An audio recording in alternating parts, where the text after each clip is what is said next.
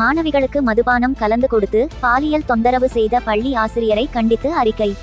October 22, 23ஆம் தேதிகளில் தூத்துக்குடியில் மாவட்ட அளவிலான விளையாட்டுப் போட்டி நடைபெற்றது. இந்த போட்டியில் கலந்து கொள்ள உடன்குடி சல்மா மெட்ரிகுலேஷன் பள்ளியில் இருந்து மாணவிகள் கலந்து கொண்டனர். போட்டியில் 5 மாணவிகள் மட்டும் தகுதி பெற்றனர். மீதமுள்ள மாணவிகள் திருப்பி அனுப்பப்பட்டனர். தகுதி பெற்ற மாணவிகள் உடன் உடற்கல்வி ஆசிரியர் பொன்சிங் தலைமையில் தூத்துக்குடியில் ஒரு விடுதியில் அறை எடுத்து தங்க வைத்து அடுத்த நாள் காலையில் விளையாட்டு போட்டியில் கலந்து கொள்ள செய்ய ஏற்பாடு செய்யப்பட்டிருக்கிறது. இந்த சூழ்நிலையில் உடற்கல்வி ஆசிரியர் பொன்சிங் மாணவிகளுக்கு இரவு உணவு வாங்கி கொடுத்துள்ளார். பின்னர் மாணவிகளுக்கு கூல்ட்ரிங்க்ஸில் மதுபானம் கலந்து கொடுத்து பாலியல் தொந்தரவு செய்திருக்கிறார்.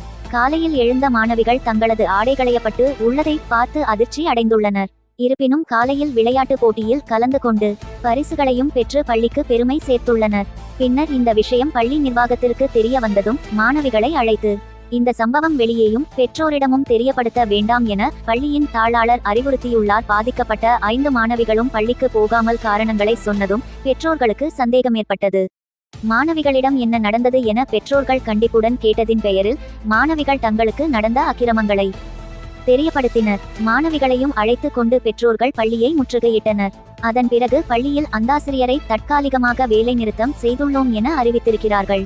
சம்பவ இடத்திற்கு விரைந்து வந்த வட்டார கல்வி அதிகாரியும் மாவட்ட கல்வி அதிகாரியும் குழந்தைகள் நலன்துறையும் திருச்செந்தூர் டிஎஸ்பி அவர்களும் திருச்செந்தூர் தாசில்தார் அவர்களும் குலசேகரப்பட்டினம் காவல்துறை அதிகாரிகளும் உடன்குடி விஏஓ அனைவரும் வந்து விசாரணை நடத்தி அவர் மீது வழக்கு பதிவு செய்துள்ளனர்.